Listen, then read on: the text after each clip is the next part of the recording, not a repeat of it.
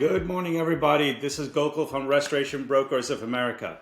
So one of the concepts that we got to really understand when we are taking your business to market, it's called revenue mix. Let me tell you what that is. So let's say your revenue for last year was $5 million, right? When buyers look at that revenue, they're going to look at what that $5 million is made up of.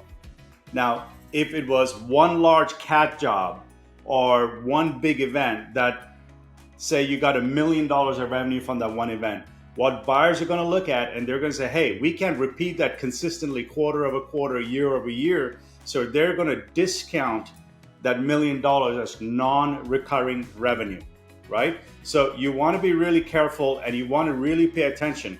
You don't want one particular job to be more than 6 to 8% of total revenue in your mix. So revenue mix and the quality of your revenue is really important. So the number of smaller jobs that you do where one job doesn't affect total revenue significantly would make the value of your business go higher.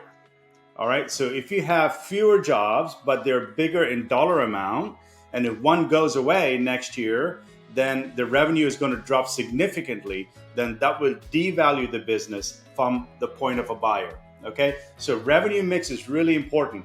Another part of revenue mix that's important in our industry is construction versus mitigation.